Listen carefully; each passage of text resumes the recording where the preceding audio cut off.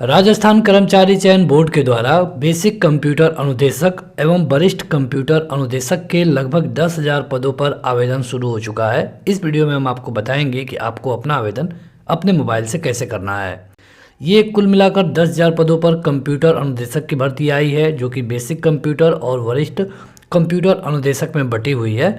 अगर आप basic computer अनुदेशक के बारे में बात करें तो इसके लिए आपके पास कंप्यूटर में ग्रेजुएशन होना चाहिए। उसी तरह वरिष्ठ के लिए आपके पास मास्टर डिग्री होनी चाहिए कंप्यूटर में। आप देखेंगे तो इसके लिए कई सारे डिग्रियों को मान्यता दी गई है। ज़्यादा जानकारी के लिए आपको ये वाली नोटिफिकेशन पढ़ना होगा। इसका आवेदन शुरू हो गया है आज, यानी कि 8 फरवरी 2022 से, और अंतिम डेट होगा 9 मार्च को। और यहाँ पर जब आप इसका आवेदन करने जा रहे हैं तो डायरेक्ट लिंक इस वीडियो के डिस्क्रिप्शन में मिल जाएगा। हालांकि वहाँ जाने से पहले आप इसका नोटिफिकेशन ज़रूर पढ़ लें, जिसका लिंक हमने वीडियो के डिस्क्रिप्शन में दे दिया है। वहाँ पर जब आप क्लिक करेंगे तो देखिए आपको कुछ इस तरह का पेज दिखेगा। ये है राजस्थान सिंगल साइन ऑन, यानी कि राजस्थान एसएसओ। सबसे पहले आपको यहाँ पर एक अपनी आईडी बनानी पड़ेगी। अगर आप अभी तक अपनी आईडी नहीं बनाए हैं तो आगे वीडियो को देख करके आप अपनी आईडी बना सकते हैं। जो लोग अपनी आईडी बना चुके हैं उनको यहाँ पर अपनी आईडी, फिर पासवर्ड और ये कैप्चा कोड यहाँ पर इंटर करके लॉगिन करना होगा। बाय द वे, अगर आप अपना पासवर्ड भूल चुके हैं तो आपको यहाँ क्लिक करना होगा और फॉरगेट पासवर्ड पर जाकर आप अपना पासवर्ड फिर से बना सकते हैं। इसके लिए आपको रजिस्ट्रेशन पे क्लिक करना होगा। जब आप रजिस्ट्रेशन पे क्लिक करेंगे तो यहाँ पे 3 ऑप्शन दिखेगा, सिटीजन का, उद्योग का और गवर्नमेंट एम्प्लॉय का। यहाँ पे जब आप फार्म भरने के लिए आईडी बनाने जा रहे हैं तो आपको सिटीजन वाले में जाना है। अब यहाँ पे पूछा गया है कि क्या आप ये जो आईडी बनाने जा रहे हैं तो आपके पास माध्यम क्या है। तो अगर आप राजस्थान में जन आधार राजस्थान से हैं तो आप इस जन आधार वाले से जा सकते हैं, या फिर इसके अलावा इससे भी। लेकिन अगर आप राजस्थान से बाहर हैं या फिर राजस्थान से हैं, मतलब कहने का ये है कि आप कहीं से भी हैं, तो आप गूगल का यूज करके इसे कर पाएंगे। उसके लिए आपको गूगल पे क्लिक करना होगा। जो ही आप गूगल पे क्लिक करेंगे आपकी ईमेल आईडी को एक्सेस का परमिशन मांगा जाएगा और सिंपली आपको उसे अलाउ करना होगा। प्राइवेसी पॉलिसी पढ़ना चाहते हैं तो यहाँ जा करके आप इसकी पूरी पॉलिसी को आसानी से पढ़ सकते हैं। थोड़ी देर प्रोसेसिंग के बाद यहाँ पे आपको एक यूजर नेम ऑटोमेटिक दिखने लगेगा। ये आपके ईमेल आईडी से लिया गया है। अगर आप चाहें तो इसे चेंज कर सकते हैं। इसमें कुछ कंडीशन है, जैसे कि कम से कम 5 होना चाहिए, अधिकतम 20 अंकों का हो सकता है, एक कैपिटल होना चाहिए, एक डिजिटल अंक होना जरूरी है। अगर आप चाहें तो इसे चेंज कर सकते हैं अपने मुताबिक। अब बारी है पासवर्ड की। यहाँ पे आपको एक पासवर्ड सेट करना है। यहाँ पे जब आप पासवर्ड सेट करेंगे तो नीचे आपको फिर से वही पासवर्ड डालना होगा। पासवर्ड जरूरी है कि कम से कम 8 अंकों का हो, अधिकतम 30 अंकों का हो सकता है। और यहाँ पे आपको स्पेस, टैब, ये सारे जो बटन है उसका यूज नहीं करना है। नीचे आपको मोबाइल नंबर इंटर करना होगा। अगर आप चाहें तो मोबाइल नंबर के जगह पे केवल ईमेल आईडी का यूज करके आगे बढ़ सकते हैं। तो यहाँ पे हमने पासवर्ड इंटर कर लिया है। अब सीधे हम नीचे जा करके रजिस्टर वाले पे क्लिक करते हैं। जब आप रजिस्टर वाले पे क्लिक करेंगे थोड़ी सी प्रोसेसिंग होगी और आप एक नए पेज पे चले जाएंगे। यहाँ पे आपकी जो एसएसओ आईडी है वो दिख रही है। चाहे तो आप इसका स्क्रीनशॉट लेकर भी रख सकते हैं। यहाँ पे ओके कर देना है। अब आप एक नए पेज पे जाएंगे जहाँ पे लॉगिन करने के लिए बोला जाएगा। यहाँ पे आपको अपनी एसएसओ आईडी लिखना है और यहाँ पे वो पासवर्ड, और उसके बाद ये कैप्चा कोड यहाँ पे इंटर करके सीधे लॉगिन पे क्लिक करना होगा। जब आप लॉगिन वाले पे क्लिक करेंगे तो थोड़ी सी प्रोसेसिंग होगी और आपको एक नए पेज पे भेज दिया जाएगा। जब आप नए पेज पे आएंगे तो यहाँ पे आपको अपना पूरा डिटेल भरना है, जैसे कि नाम, पहला नाम, लास्ट वाला नाम, आपका जो नाम है वो कैसे दिखेगा, यहाँ पे डेट ऑफ बर्थ, यहाँ पे बताना होगा जेंडर, यहाँ पे मोबाइल नंबर, यहाँ पे ईमेल आईडी, और यहाँ जा कर के आपको अपना पूरा एड्रेस बताना है। यहाँ पे आप देखेंगे कि डिस्ट्रिक्ट और सिटी लिखा गया है। यहाँ पे अगर आप इन दोनों में से नहीं हैं तो ये दोनों भरने का ऑप्शन नहीं मिलेगा। आप चाहें तो अपना आधार नंबर दे सकते हैं, हालांकि ये अनिवार्य नहीं है। ये सारा डेटा भरने के बाद देखिए यहाँ से आपको स्टेट सेलेक्ट करना होता है, और अगर आप चाहें तो अगर आपके पास कोई पुराना एसएसओ आईडी है तो आप उसको यहाँ पे डाल सकते हैं। इसके बाद यहाँ पे जाकर के नीचे आपको अपडेट करना होगा। उससे पहले आप एक बार जरूर देख लें कि आपने जो भी डेटा भरा है वो बिल्कुल सही है। अब आपकी आईडी बन चुकी है और जब आप आईडी और पासवर्ड डाल के लॉगिन कर रहे हैं तो आपका पेज कुछ इस तरह दिखने लगा है। यहाँ एक सर्च बॉक्स है, यहाँ पर जाकर लिखिए रिक्रूटमेंट। यहाँ पर देखिए रिक्रूटमेंट के नाम से 2 चीज़ें आएंगी, एक टू वाला और एक रिक्रूटमेंट पोर्टल। आपको पोर्टल वाले पे क्लिक करना है। आपके सामने कुछ इस तरह का पेज दिखेगा, थोड़ा सा आपको इंतज़ार करना होगा। अब आप लॉगिन हो चुके हैं और स्टेट रिक्रूटमेंट पोर्टल पे आ चुके हैं। जितनी भी भर्तियों का आवेदन चल रहा है वो आपको यहाँ पे दिखेगा, आपका एप्लीकेशन यहाँ पे दिखेगा, सभी नोटिफिकेशन आपको इस पेज पे दिखाया जाता है। यहाँ पे हम बात कर रहे हैं कंप्यूटर इंस्ट्रक्टर भर्ती के लिए, तो ये सबसे नीचे है और यहाँ पर हम अप्लाई नाउ वाले पे क्लिक करेंगे। अब बारी है ये बताने की कि आप किस पद का आवेदन करने जा रहे हैं। तो अगर आप बेसिक कंप्यूटर वाले का आवेदन करेंगे तो आपको ग्रेजुएशन में कंप्यूटर वाली डिग्री होनी चाहिए, तो यहाँ पर आप इस पर क्लिक कर देंगे। सीनियर वाले पे क्लिक करेंगे। यहाँ पर ये फार्म आप देखेंगे तो कुछ इस तरह के स्टेपों में भरा जाएगा।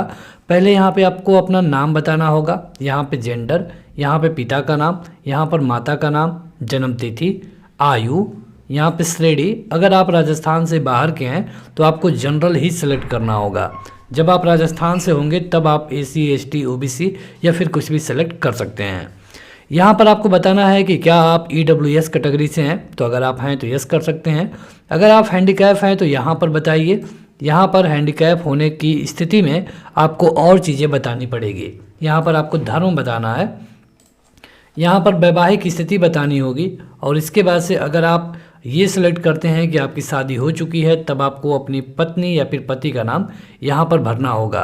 अगर आप ये सिलेक्ट करते हैं कि आपकी शादी नहीं हुई है तब नीचे दिया गया ये 4 से 5 खाना भरने की ज़रूरत नहीं है।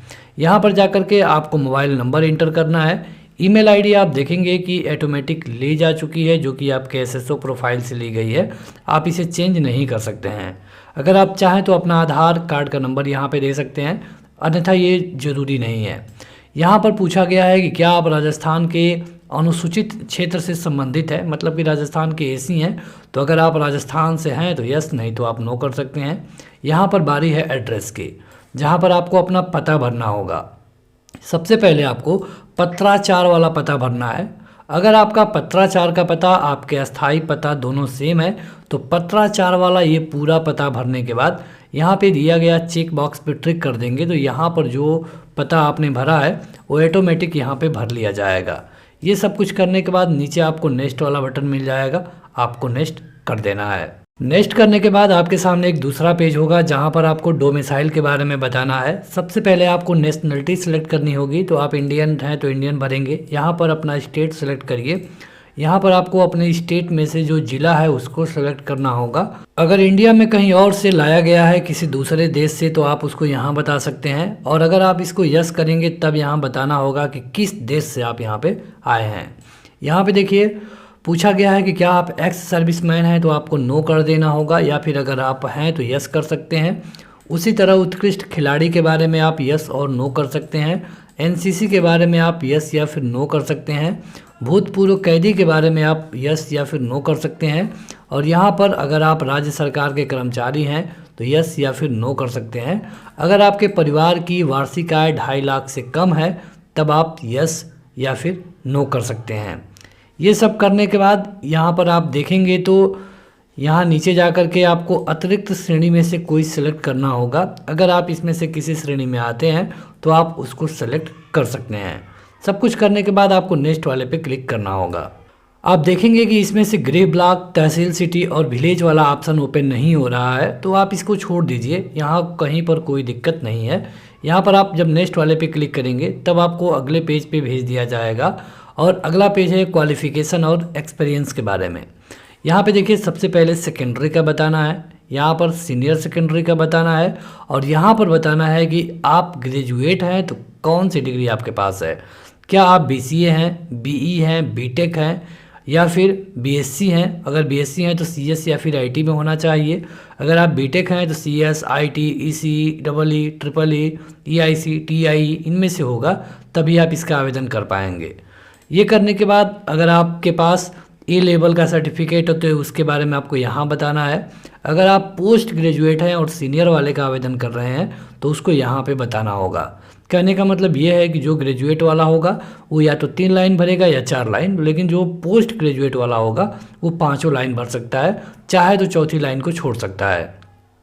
यहाँ पे देखिए अब आप सेकेंडरी की बात करें तो यहाँ पे विषय बताना है, कौन कौन सा विषय है, और यहाँ पर आप अपने बोर्ड का नाम बता सकते हैं। आप यूपी से हैं तो यूपी बोर्ड, एमपी से हैं तो एमपी बोर्ड, चाहे तो आप स्कूल का भी नाम लिख सकते हैं, कहीं पर कोई दिक्कत नहीं है। यहाँ पे आपको रोल नंबर, यहाँ पे रिजल्ट के बारे में बताना होगा कि परसेंटेज सिस्टम था या ग्रेड सिस्टम था, और यहाँ पे आप कब पास हुए ये बताना है।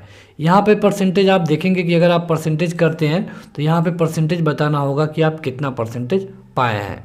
तो ये सब कुछ आपको यहाँ तक भरना होगा, ठीक है। अगर इसमें से कोई चीज़ नहीं है तो आप उसे छोड़ सकते हैं, हालांकि 3 लाइनों को भरना बेहद ज़रूरी है। यहाँ पे देखिए, क्या आपको कभी डिबार किया गया था, तो अगर किया गया है तो यस करिए, नहीं तो आप नो कर सकते हैं। और यहाँ पर आपको चेक बॉक्स पे ट्रिक करना होगा। देखिए यहाँ पे कहा गया है कि in case of any discrepancy in the entering of the qualification data where information and data is not available, मतलब कि अगर आप इसको ट्रांसलेट कर दें तो कहा गया है कि योग्यता डेटा दर्ज करने में किसी भी विसंगति के मामले में जहाँ जानकारी और डेटा आपके योग्यता रिकॉर्ड में उपलब्ध नहीं है, तो उम्मीदवार आवेदन प्रक्रिया को पूरा करने के लिए काल्पनिक डेटा दर्ज कर सकता है। जैसे कि अगर आप ग्रेजुएशन के फाइनल ईयर में हैं तो उस कंडीशन में कहा गया है। लेकिन अगर ऐसा होता है तो जब भी आपको मूल रिकॉर्ड मिलेगा उसका फोटोकॉपी, प्रिंट आउट का फोटोकॉपी विभाग को डाक द्वारा भेजना पड़ेगा, और ज़्यादा जानकारी के लिए आपको वेबसाइट देखना है। अब बारी है आपके आइडेंटिफिकेशन की। यहाँ पर आपको फोटोग्राफ अपलोड करना है जिसकी कम से कम साइज़ 50 KB, अधिकतम साइज़ 100 KB हो सकती है। यहाँ पर आपको सिग्नेचर अपलोड करना है जिसकी साइज़ कम से कम 20 KB, अधिकतम 50 KB हो सकती है, और यहाँ पर आपको सिग्नेचर अपलोड करना है। देखिए सिग्नेचर आपको 2 बार अपलोड करनी है, लेकिन आपको करना क्या है ये आप समझ जाइए। यहाँ पर आपको हिंदी में सिग्नेचर करना है और यहाँ पे नॉर्मल सिग्नेचर।